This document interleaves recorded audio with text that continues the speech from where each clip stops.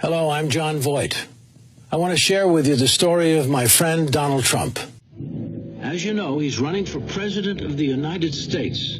And as you know, when he gets elected, he will make our country great again. The story begins in New York in the early 70s. The city was on the verge of bankruptcy. But Donald looked across the river and saw not a troubled city, but a city that symbolized America's greatness. And he was committed to making it great again. Donald was born in Queens to Fred and Mary Ann Trump. His father was a builder and was the greatest influence in young Donald's life. He learned about leadership early at the New York Military Academy. He became captain of the baseball team and captain of the cadets. He learned the building business at his father's side while working on his degree at the Wharton School of Finance. After college, Donald faced a decision: join his father in Queens or dream big and make it in the greatest city in the world. The decision was easy. Donald's first notable project was less about renovating a building than helping the city rediscover its soul. The once great Commodore Hotel languished in a rundown neighborhood next to Grand Central Station. The hotel was sold to the one developer who showed that he had the kind of drive, backing, and imagination that would be necessary. They chose Donald Trump.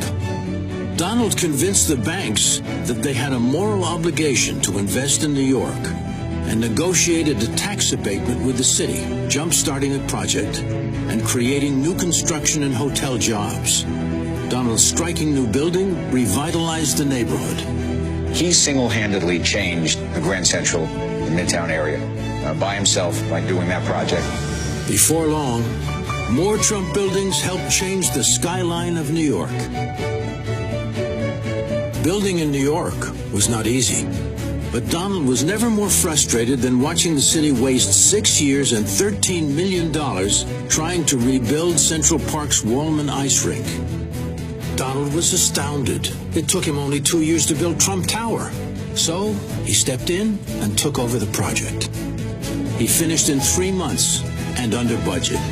He took over another city project, tied up in red tape since 1978. Donald transformed a landfill into a championship public golf course and saved the city millions.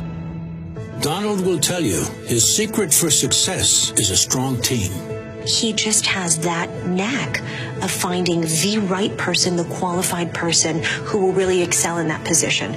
Like his father before him, he taught his children the business, and now they're important members of the Trump team. Mr. Trump and his children, they love what they do, and they are incredibly good at it. And I think that breeds the same type of passion for all those that work for him and are around him. From day one, my father trained us really well, whether it was in a boardroom, whether it was on a job site. We spent time learning the business, and he made sure we understood the value of a dollar and what it meant to really work. He'd send me renderings when I was a little girl with handwritten notes on them of buildings that were under construction or in the planning stage and say, I can't wait for you to grow up and help me build these.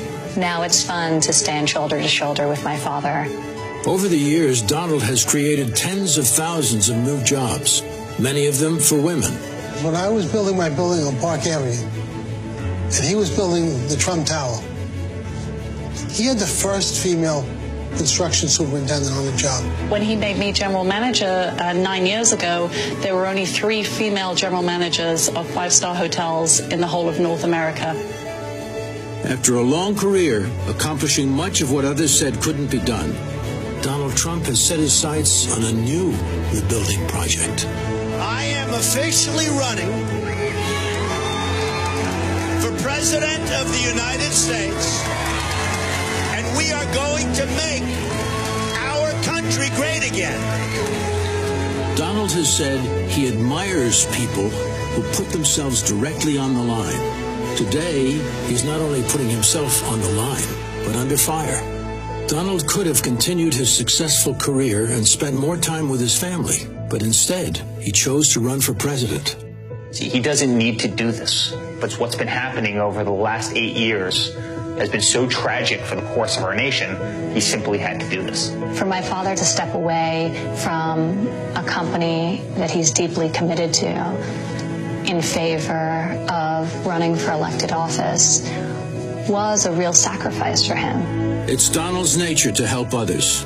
A lot of times he comes across a story or meets a person that touches him, and he'll make sure that that person is taken care of privately for the rest of their lives. Donald Trump has a very big heart. When police officers or firefighters or even sanitation workers, correction officers, I can remember a teacher got injured or died, he would step forward and he would make an anonymous contribution.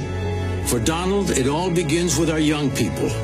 Donald Trump believes that higher education and more job opportunities will enhance the quality of American living. Donald is committed to protecting our families and keeping our cities safe. What I see out of Donald Trump, it starts with a message. It starts with a positive message of respect for the American law enforcement officer. But we need it from our national leaders, and that's where we're not getting it right now. He is the one candidate, the non-politician, who can fix our broken economy and get America working again. Trump is a guy, brand new, comes in, shakes up Washington, changes policies on taxes and regulations and helps businesses, and middle-income wage earners will get a raise for the first time in 15 years. Donald will stand up for America. Donald Trump understands negotiation. There's just no doubt about it. It's one of his great strengths, and we have been taken to the cleaners in world trade. We are losing jobs every year, every day, as a result of bad trade policies and bad trade agreements. While some politicians say our best days are past, Donald believes our best days are yet to come. Ronald Reagan was a cheerleader for America. He would talk about what a great country this is, how important it is to work. That gives incentive to people, and it makes working hopeful. I think what Donald Trump can do, he can give us hope again. He can give us pride in being an American again. He can make us feel like what we should feel like. We're exceptionally lucky people living in this country. Donald Trump is a leader, not a politician. He will be honest with the American people. He will stop wasteful government spending of our tax dollars. He will cut our taxes and create jobs and will rebuild our broken economy. He will lead this country, not apologize to the world for our success. He will always put America's best interests first, whether it's a trade deal with China or standing up to radical Islamic terrorists. As he has done so many times before, he will stand up for the brave men and women who defend our country and who protect us here at home. He will bring about the change this country so desperately needs and get the job done. It's been a long time since we've had a president like that. Donald Trump, it's time to make America great again.